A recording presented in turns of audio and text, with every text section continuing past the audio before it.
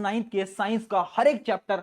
तो hi everyone, मैं हूं आप सभी का अपना प्रशांत भैया और आप सभी के लिए लेकर आ गया हूं एक नई सीरीज जिसका नाम है रैपिड रिवीजन। ये एक ऐसी सीरीज है जिसके अंदर क्लास नाइन्थ के साइंस का हर एक चैप्टर हम सिर्फ 20 से 25 मिनट के अंदर खत्म करने वाले हैं। यानी फटाफट से आपका सारा थ्योरेटिकल रिवीजन हो जाएगा और इंपॉर्टेंट क्वेश्चंस भी आपको पता चल जाएंगे। तो है ना बहुत शानदार तरीका।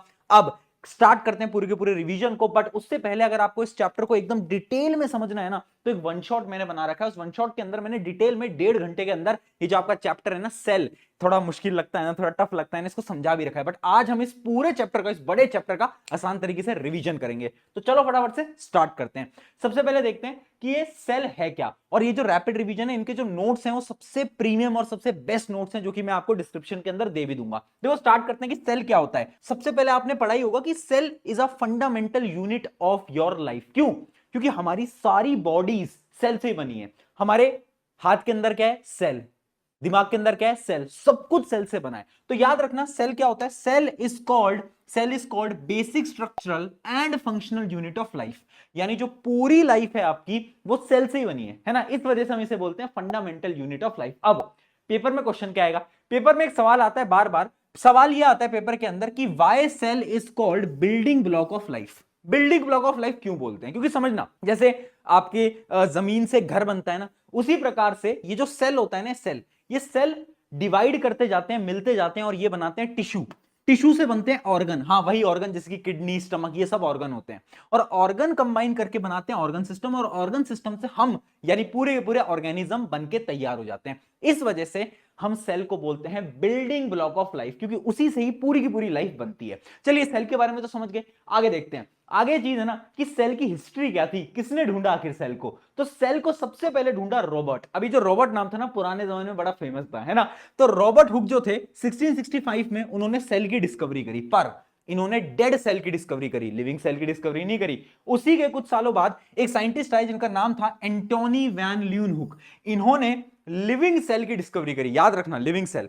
उसके बाद एक और साइंटिस्ट आए जिनका फिर से नाम रॉबर्ट था, रॉबर्ट ब्राउन। उन्होंने ना सेल के न्यूक्लियस की डिस्कवरी करी। न्यूक्लियस क्या होता है? सेल का ब्रेन, है ना। उसके बारे में भी पढ़ेंगे भी, ठीक है। और उसके बाद 1839 में एक और साइंटिस्ट आए, परकिंजी, और परकिंजी ने डिस्कवरी करी प्रोटोप्लाज्म। अब तुम पूछोगे प्रोटोप्लाज्म क्या होता है? Living part of the cell, यानी न्यूक्लियस प्लस साइटोप्लाज्म मिलाकर बनाता है प्रोटोप्लाज्म, ठीक है। उसकी डिस्कवरी करी परकिंजी ने। अब आते हैं अगले टॉपिक की तरफ। अगला टॉपिक क्या है कि सेल की जो पूरी की पूरी थ्योरी है वो क्या है। तो अब हम समझते हैं सेल थ्योरी। तो देखो सेल थ्योरी ना 3 साइंटिस्ट ने मिलकर दी।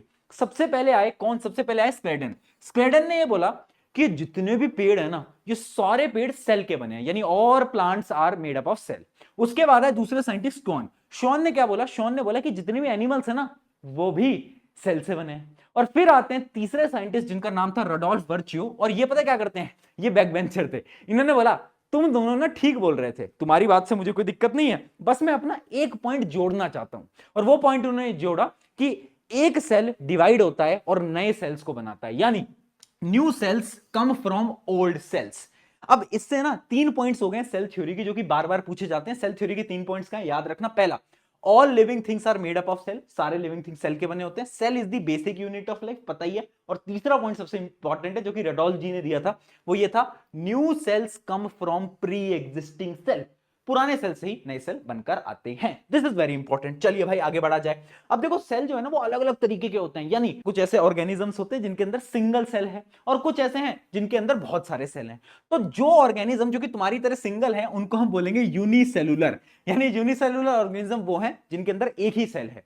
जबकि मल्टी सेलुलर क्या है? जिनके अंदर एक से ज्यादा सेल है, जैसे कि आप में, हम सब, ह्यूमंस वगैरह, एनिमल्स भी, ठीक है, प्लांट्स भी। उसके अलावा ना सेल की ना अलग अलग शेप होती है। जैसे कि अगर मैं बात करूं हमारी बॉडी के अंदर, तो हमारे जो मसल्स सेल होते हैं वो स्पिंडल शेप के होते हैं। ये जो आप सेल देख पा रहे हो ना, ये है आपके नर्व सेल, जिसको हम न्यूरॉन भी बोलते हैं। ये हमारी बॉडी का सबसे लंबा सेल होता है, ह्यूमन का सबसे लंबा सेल। तो इसकी शेप भी आप देख सकते हो कैसी है। तो बहुत सारी शेप्स के होते हैं सेल। आगे बात करते हैं। अब देखो अलग अलग साइज के भी होते हैं सेल। जैसे कि इस पूरी दुनिया का सबसे छोटा सेल कौन सा है? नाम याद रखना, बार बार एमसीक्यू में पूछा जाता है, माइकोप्लाज्मा, स्मॉलेस्ट सेल। और सबसे लार्जेस्ट सेल कौन सा है? ऑस्ट्रिच एग, पता ही होगा। ह्यूमन के अंदर सबसे स्मॉलेस्ट सेल कौन सा होता है? तो याद रखना, ह्यूमंस के अंदर सबसे स्मॉलेस्ट सेल होता है स्पर्म सेल, और सबसे लार्जेस्ट होता है ओवम, और सबसे लॉन्गेस्ट, लंबा पता है कौन सा होता है? और एनिमल सेल की। देखो दोनों अलग अलग होते हैं, कुछ कुछ सिमिलैरिटीज होती हैं, कुछ कुछ डिससिमिलैरिटीज भी होती हैं। स्टार्ट करते हैं। सबसे पहले, जैसे आपका घर होता है ना, उसके पास एक सिक्योरिटी होती है, तो ऐसे ही चाहे प्लांट सेल हो एनिमल सेल हो, दोनों के पास एक सिक्योरिटी होती है, और सिक्योरिटी का नाम है, याद रखना, नाम है पीएमसीएम। है पीएमसीएम एक साथ। पीएमसीएम मतलब प्लाज्मा मेम्ब्रेन, या फिर इसका एक और नाम है सेल मेम्ब्रेन। ठीक है, तो प्लाज्मा मेम्ब्रेन या फिर सेल मेम्ब्रेन, ये क्या होता है? Outermost covering of the cell. ठीक है, सबसे बाहर की जो कवरिंग है वो ये कहलाती है। इसका एक और नाम होता है वैसे, इसका घर का नाम क्या है? यानी जैसे तुम सबके घर के नाम है, इसका भी एक घर का नाम है। इसका घर का नाम है selective permeable membrane. Selective permeable membrane क्यों? क्योंकि इट कैन सेलेक्ट, ये सेलेक्ट कर सकता है कि कौन अंदर आएगा कौन बाहर जाएगा, ये सेलेक्ट कर सकता है। ठीक है, तो याद रखना, it regulates material movement and allow diffusion of O2 and CO2। कौन अंदर जाएगा कौन बाहर जाएगा ये सेलेक्ट कर सकता है। ठीक है, अब ये बना किससे होता है? याद रखना, it is made up of lipid and protein. Very important, lipid और प्रोटीन का बना होता है। अब तुम सोच रहे होगे कि ये ट्रांसपोर्ट कैसे करता है अंदर बाहर अंदर बाहर, तो उससे पहले हम समझते हैं ट्रांसपोर्ट ना दो टाइप के होते हैं, एक होता है एक्टिव ट्रांसपोर्ट, एक होता है पैसिव ट्रांसपोर्ट। एक्टिव ट्रांसपोर्ट क्या होता है? एक्टिव ट्रांसपोर्ट ऐसा ट्रांसपोर्ट है जिसके अंदर कोई भी सब्सटेंस, देखना बेटा, कोई भी सब्सटेंस लोअर कंसंट्रेशन से हायर कंसंट्रेशन की तरफ जाएगा। जैसे मान लो एक जगह पर कम पानी है, दूसरी जगह पर ज्यादा पानी है, तो जब लोअर कंसंट्रेशन से हायर कंसंट्रेशन में कोई चीज जाएगी, एक्टिव ट्रांसपोर्ट। पर पैसिव ट्रांसपोर्ट क्या है? जब हायर कंसंट्रेशन से लोअर कंसंट्रेशन के ऊपर जाएगी तो वो होगा आपका पैसिव ट्रांसपोर्ट। ठीक है, याद रखना, एक्टिव ट्रांसपोर्ट में एनर्जी लगती है, एनर्जी देनी पड़ती है। पैसिव ट्रांसपोर्ट में कोई एनर्जी नहीं लगती। ठीक है, अब आते हैं हमारे जो सिलेबस के अंदर है वो है पैसिव ट्रांसपोर्ट, और वो भी दो टाइप के, ओस्मोसिस और डिफ्यूजन। अब देखो, ओस्मोसिस डिफ्यूजन को समझने के लिए सबसे पहले अपन डिफ्यूजन समझते हैं कि डिफ्यूजन क्या भला है। तो डिफ्यूजन बड़ा सिंपल सा होता है। डिफ्यूजन क्या होता है? Movement of a substance, solid, liquid और gas from region of higher concentration to lower concentration.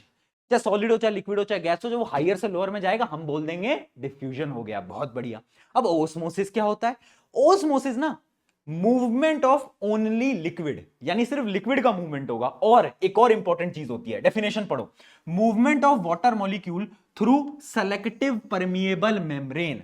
यानी जब वाटर मेम्ब्रेन, कौन सी? सेल मेम्ब्रेन या फिर प्लाज्मा मेम्ब्रेन के या तो अंदर जाएगा या तो बाहर जाएगा, उस मूवमेंट को हम बोलेंगे ओस्मोसिस। तो ओस्मोसिस के अंदर सबसे इंपॉर्टेंट चीज क्या है? सेमी परमिएबल मेम्ब्रेन, जो कि इसके पास नहीं है। डिफ्यूजन तो कोई भी चीज एक जगह से दूसरी जगह जाएगी तो हम उसको डिफ्यूजन बोल सकते हैं।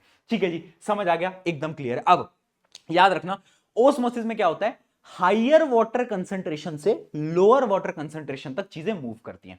ठीक है जी, अब यहां पर ना ओस्मोसिस भी दो टाइप के होते हैं। एक होता है आपका एंडो ओस्मोसिस, नाम से ही समझ आ रहा है कोई चीज अंदर आ रही होगी, एंडो, अंदर, यानी जब पानी जो है वो सेल के अंदर जाता है तब हम उसे बोलते हैं एंडोस्मोसिस। ठीक है, movement of water into cell. Exosmosis क्या होता है? जब पानी बाहर जाएगा, movement of water out of the cell, उसको हम बोलते हैं एक्सोओस्मोसिस। ठीक है जी, यहां तक की पूरी कहानी आपको समझ आ गई होगी। अब बढ़ते हैं आगे, जहां पर देखो तीन टाइप के सॉल्यूशंस होते हैं, हाइपरटोनिक, आइसोटोनिक, हाइपोटोनिक। समझाऊंगा, बट उससे पहले समझो कि सॉल्यूशन के ना दो पार्ट्स होते हैं। कौन कौन से पार्ट्स होते हैं? हर एक सॉल्यूशन के अंदर एक चीज तो होती है सॉल्यूट, और एक होती है सॉल्वेंट। सॉल्वेंट का मतलब क्या है? सॉल्वेंट का मतलब है पानी, यानी वाटर, है ना। तो सॉल्वेंट होता है, सॉल्यूट होता है, और इसी से ही मिलकर एक सॉल्यूशन बनता है। अब समझना, हाइपरटोनिक कौन सा सॉल्यूशन है? ये एक ऐसे प्रकार का सॉल्यूशन है जिसके अंदर जो सॉल्यूट होगा वो ज्यादा होगा। क्या ज्यादा होगा? सॉल्यूट ज्यादा होगा। हाइपर, हाइपर यानी ज्यादा, क्या ज्यादा? सॉल्यूट ज्यादा। अच्छा, अगर सॉल्यूट कहीं पर ज्यादा है तो तुम खुद बताओ उसमें कम क्या होगा? उसके अंदर कम होगा सॉल्वेंट। क्या कम होगा? सॉल्वेंट कम है। याद रखना, ओस्मोसिस कहां से कहां होता है? हायर पानी से कम पानी तक ओस्मोसिस होता है। ये समझ गए? हाइपरटोनिक में क्या ज्यादा है? सॉल्यूट ज्यादा, सॉल्वेंट कम। हाइपोटोनिक उल्टा है, इसके अंदर पता क्या होता है? इसके अंदर बेसिकली जो सॉल्यूट है वो कम होता है, और जो सॉल्वेंट होता है वो क्या होता है? इस सॉल्यूशन के अंदर सॉल्यूट कम है, सॉल्वेंट ज्यादा है। आइसोटोनिक को तो भूल जाओ, क्योंकि आइसोटोनिक तो बराबर है, इसमें ना सॉल्यूट कम है ना ज्यादा, एकदम बराबर है। ठीक है, अब इमेजिन करते हैं कि मान लो मैंने एक सोल्यूशन लिया और उसके अंदर मैंने अपने सेल को रख दिया। अब अगर ये सोल्यूशन हाइपरटोनिक है तो क्या होगा? हाइपरटोनिक सोल्यूशन में क्या होता है बताओ?